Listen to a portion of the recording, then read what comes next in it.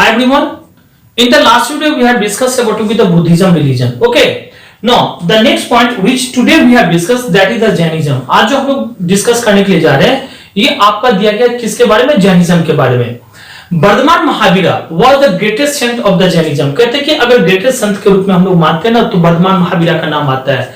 And the Jains believe that Mahavira was the last of the 24 तीर्थंकर। और कहते हैं कि जेम्स जो थे वो लोग ये बिलीव करते थे कि महावीरा को 24th तीर्थंकर या कि लास्ट तीर्थंकर के रूप में माना गया था। और the great teachers and the first was the Rishabhadeva. और सबों में से अगर फर्स्ट कोई था तो वो आपका नाम आता है किसका?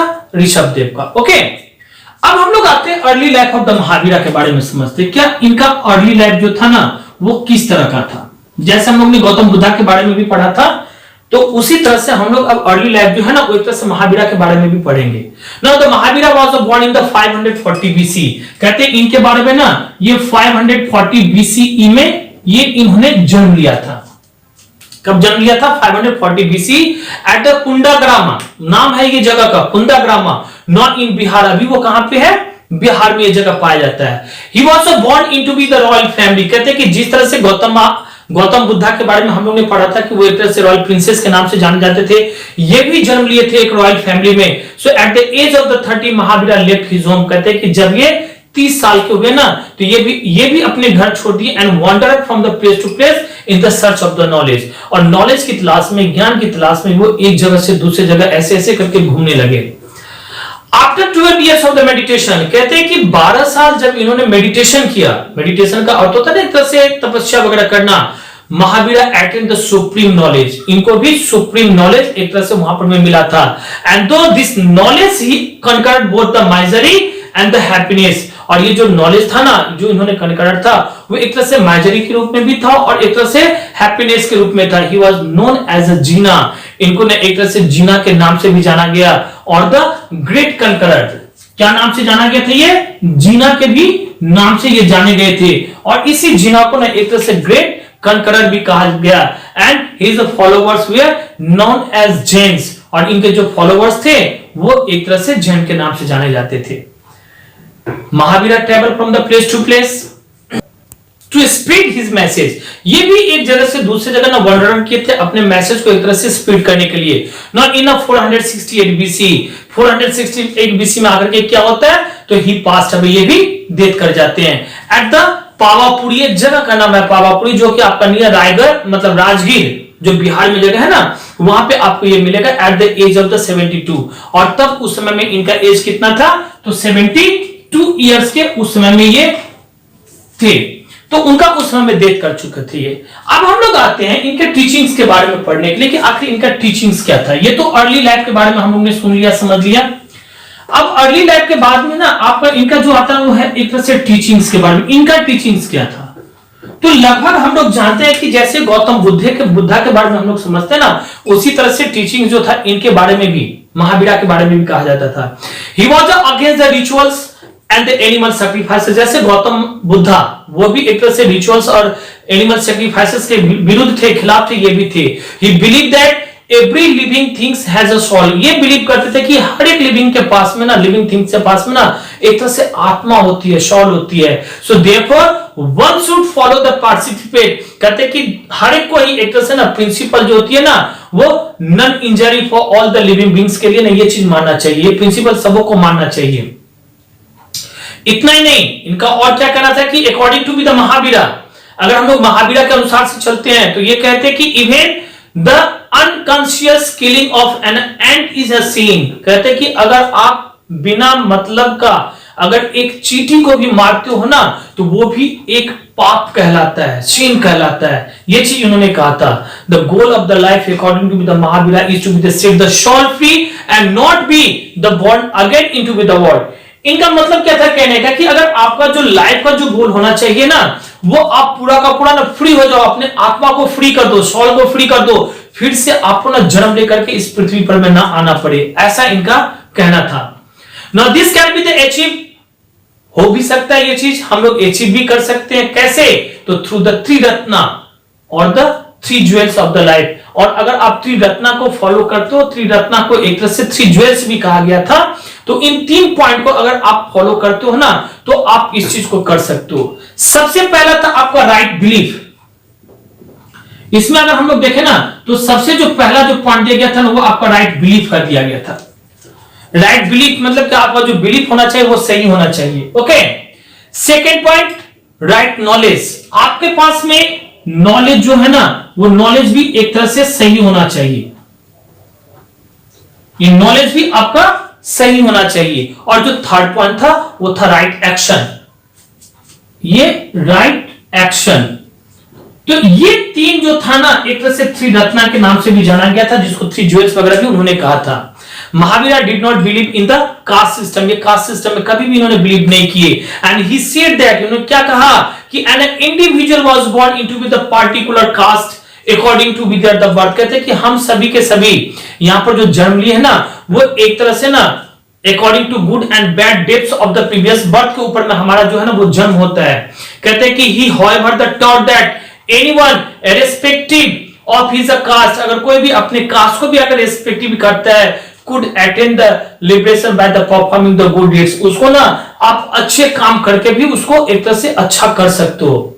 and he asks the people to lead a simple life, इन्होंने पीपल से कहा था कि आप अपने लाइफ को क्या करोगे, सिंपल लाइफ रखो and follow the moral code of the conduct। कहते कि और जो moral code of conduct होता है ना उस कंडक्ट को आप एक तरह से फॉलो करो। Next point religious text. कहते हैं कि Mahavira teachings were the preserve through to be the oral tradition. कहते हैं कि इनके जितने सारे टीचिंग्स वगैरह थे ना वो ओरल ट्रेडिशन में रखा गया था। And they were the later the written down into be the form of the Purvas and the Angas. बाद में इसको रिटन फॉर्म में लिखा गया था, वो था पूर्वास और अंगाज में। सो some later addition form the उपंगास और द माइनर सेक्शन। कहते हैं कि कुछ ऐसे लेटर वगैरह जो था ना उसमें में वो एक तरह से एडिशन किया गया था इसमें उपंगास वगैरह में, और जिसको माइनर सेक्शन भी कहा गया था। Now the Mahavira's teachings were the written in the form of the प्राकृत। कहते हैं कि महावीरा का जो टीचिंग था ना वो एक तरह से प्राकृत लैंग्वेज में लिखा गया था। And this language was also called the Ardhamagadhi. कहते हैं कि उस समय में इस लैंग्वेज को एक तरह से दूसरा नाम दिया गया था, वो था अर्धमगधी। ओके, अब जो नेक्स्ट पॉइंट हम लोग डिस्कस करने के लिए जा रहे हैं ये हमारा जैनिज्म में से सेक्ट्स के बारे में कि आखिर ये क्या चीज था उस समय में। तो basically The Jainism split into with the 2 sects। कहते हैं कि ना जैनिज्म जो था ना आपका वो 2 sects में डिवाइड हुआ था, और वो था एक था नंबर 1 दिगंबराज और सेकंड वन जो था वो आपका श्वेतांबराज। दिगंबराज किसको कहा गया था, द स्काई क्लैड को, और श्वेतांबराज जो था वो किसको कहा गया था, द व्हाइट क्लैड को। ये चीज याद रखना आप लोगों को। सो दे आर नो मेजर ये डिफरेंसेस बिटवीन द 2 sects। कहते हैं कि दोनों सेक्ट में कोई ऐसी डिफरेंसेस बिटवीन इन दोनों में थी नहीं। इंसिस्ट अगर हम लोग बात करते हैं उस समय में except that the Digambaras insist on the rule of the nudity. कहते हैं कि इसमें जो रूल था ना एक तरह से न्यूडिटी का था। और अगर हम लोग श्वेतांबरा की बात करते हैं ना तो they were want the white types of the cloth. ये लोग जो थे ना वो एक तरह से उजले कपड़े वगैरह ये लोग पहना करते थे। And the Digambaras became the confined to the southern India. कहते हैं कि अगर दिगंबरा की बात करते हैं हम लोग तो वो आपका कन्फाइन करता है सॉदर्न इंडिया का। While the Shwetambara, if we have talked here, that settled on to be the Rajasthan and the Gujarat। और वैसे अगर हम लोग श्वेतांबरा की बात करते हैं तो ये खास करके राजस्थान और गुजरात में जाकर के सेटल डाउन हुआ था। अब जैनिज्म में हम लोगों ने सेक्ट्स के बारे में भी पढ़ लिया।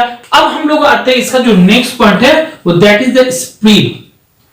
ये रिलीजन किस तरह से स्प्रीड हुआ था उस समय में। Okay, now the causes for the spread of the Jainism were the follow. कहते हैं कि यहां पर भी इसके मेन कॉजेस वगैरह क्या सब थे, आखिर ये रिलीजन इतना आगे क्यों मतलब बढ़ा था, क्या कारण था नहीं था, कुछ पॉइंट्स हम यहां पर में डिस्कस करेंगे। सबसे पहले आता है पॉइंट आपका लैंग्वेज का। किस चीज का, लैंग्वेज का। महावीरा प्रीच इन द प्राकृत। कहते हैं कि उस समय में महावीरा जो थे ना वो प्राकृत में, जैसे हम लोगों ने गौतम बुद्धा के बारे में पढ़ा था, उन्होंने पाली लैंग्वेज में ये किए थे, प्रीच किए थे। और जो महावीरा थे ना वो प्राकृत लैंग्वेज में प्रीच किए थे, that mean the language of the common people. और उस समय में ना बहुत सारे कॉमन पीपल ऐसे होते थे जो कि प्राकृत लैंग्वेज जो थे वो बोलते थे, तो वो लैंग्वेज जो था उनको समझ में आती थी, जो महावीरा कहते थे उनको समझ में आती थी ये सब सारी बातें। इसलिए उन लोगों ने क्या किया, वो रिलीजन जो था एक तरह से एक्सेप्ट कर लिए। Second point, rejection of the caste system. इस रिलीजन में क्या था ना, कास्ट सिस्टम को रिजेक्ट कर दिया गया था। जैसे हम लोगों ने बुद्धिज्म में भी पढ़ा था कि कास्ट सिस्टम ऐसी कोई बड़ी बात नहीं थी उस समय में, सभी चीज को हटा दिया गया था, वैसे ही जैनिज्म में भी ना रिजेक्शन कर दिया था कास्ट सिस्टम का। That means Mahavira rejected the caste system. He believe in, ये किस में बिलीव करते थे? In the equality of the all human being, जितने सारे ह्यूमन बीइंग्स है ना सब इक्वल है, इसी चीज में ये बिलीव करते थे। ना ब्राह्मण था कोई, ना क्षत्रिय था कोई, ना शूद्रास था कोई, ना वैश्य था कोई ऐसा उस समय में ना एक तरह से कास्ट सिस्टम मान के ही नहीं ये चलते थे। And this attracted a large number of the common people. कहते हैं कि इससे क्या हुआ ना, तो बहुत सारे कॉमन पीपल जो है ना वो लोग इनके मतलब तरफ अट्रैक्ट हुए and they were made the followers of him. और इसके बाद में ये लोग क्या बन गए? इनके फॉलोवर्स बन गए। थर्ड पॉइंट इसकी अगर हम लोग बात करें ना तो वो था आपका रॉयल पैट्रोनेज का। कहते हैं कि मेनी किंग्स पैट्रोनाइज जैनिज्म। कहते हैं कि बहुत सारे ऐसे किंग्स वगैरह भी उस समय में हुए थे जिन्होंने जैनिज्म रिलीजन को ना एक तरह से पैट्रोनाइज किया था। And this made the Jainism popular. और इससे क्या हुआ कि ये जैनिज्म धीरे धीरे आपका ज्यादा से ज्यादा ना पॉपुलर होते चला गया। अब जो हम लोगों का पॉइंट आ रहा है यहां पे, दैट इज द डिक्लाइन। इतना सारा होते हुए भी ये रिलीजन भी डिक्लाइन होते चला गया। ऐसा क्यों हुआ? कि some factors that the led to be the decline of the prosperity या the popularity of the Jainism were the age of follows. यहां पर हम लोग कुछ पॉइंट को डिस्कस करेंगे जो पॉइंट आपको खास करके ये बताएगा कि जैनिज्म आखिर इतना पॉपुलैरिटी जो था वो क्यों डिक्लाइन हो गया उसका। सबसे पहला point, Jainism had to be the compete with the both the Buddhism and the Hinduism. कहते हैं कि जैनिज्म जो रिलीजन था ना वो एक तरह से कम्पीट माना जाता था, उसमें बुद्धिज्म के भी थे और हिंदुइज्म के भी फॉलोवर्स वगैरह मानने वाले सब थे। There were not many popular Jain religious. कहते हैं कि उस समय में सिर्फ ये जैन रिलीजियस पॉपुलर ही नहीं थे, फीचर आफ्टर द महावीरा। कहते हैं कि देयर वर नॉट मेनी, मतलब बहुत उसके बाद में महावीरा के बाद में अगर हम लोग बात करते हैं ना तो कोई ऐसा प्रीचर ही नहीं था, जो समझाने वाले ही नहीं थे इस रिलीजन को, जो स्प्रेड करते इस रिलीजन को और आगे ले जाते। कोई ऐसे फॉलोवर्स ही नहीं बने या कोई ऐसे प्रीचर्स ही नहीं बना आफ्टर महावीरा के बाद में, इसलिए ये रिलीजन यहीं पे खत्म होते चला गया। No loss of the royal patronage, उस समय में जो था रॉयल पैट्रोनेज वगैरह भी इनकी जो थी वो खत्म हो चुकी थी। तो इस तरह से हम लोगों ने इस चैप्टर में डिस्कस किया कि आखिर क्या जैनिज्म थे। जैनिज्म मैंने हम लोगों ने बहुत सारा सब पॉइंट्स वगैरह भी किया, उसमें आपके टीचिंग्स के बारे में किए, कैसे स्प्रेड हुआ, इसके बाद में क्या सेक्ट्स वगैरह थे इसके बाद में क्या मतलब कैसे डिक्लाइन हो गया, सारा का सारा पॉइंट्स वगैरह हम लोगों ने पढ़ा। कुछ पॉइंट्स वगैरह आपको बुक्स वगैरह में मिलेगा जिसमें सिमिलरिटी दिया गया और डिफरेंसेस भी दी गई है दोनों बुद्धिज्म और जैनिज्म के बारे में, तो आपको जरूर पढ़िएगा एक बार, और उससे आपको वहां से क्या होगा तो सटीक बहुत सारी बातें वगैरह सब भी पता चलते चला जाएगा। ओके, एक चीज और आप लोगों को ध्यान रखना है, आपका तो सेकेंड टर्म का एग्जाम आपके नोटिस वगैरह में तो चला ही जाएगा कि कब से है या नहीं है, शायद 1 दिसंबर से आप लोग का स्टार्ट हो जाएगा। लेकिन करना क्या, आप लोग को याद रखिएगा कि आपके पास में जितने सारे फर्स्ट टर्म का क्वेश्चंस वगैरह है, चाहे वो मेरे सब्जेक्ट का हो, हिस्ट्री का हो, चाहे ज्योग्राफी का हो, जितने भी सारे सब्जेक्ट वगैरह पढ़ाए गए आपको इस बार जिस चीज का आप लोगों ने एग्जाम दिया है, हर एक सब्जेक्ट का एक एक करके अलग कॉपी वगैरह बनाइएगा और उस कॉपी में आपको फर्स्ट टर्म का भी और सेकंड टर्म का भी जितने सारे टीचरों ने आपको क्वेश्चन आंसर वगैरह प्रोवाइड करवाया है वो सारा का सारा चीज आपको उस कॉपी में लिखिएगा। ये कॉपी आपकी जमा होगी स्कूल में, और उसके बाद में क्या होगा मालूम है, उसके बाद में ये चीज जो कॉपी चेक होगा जनवरी के महीने में जाकर के, इस कॉपी के लिए आपको कम से कम मतलब 20 नंबर जो है ना वो फाइनल टर्म में एक तरह से ऐड कर दिया जाएगा। ये चीज दिमाग ध्यान से एकदम से याद रखना है आपको, समझ में आई बात की नहीं।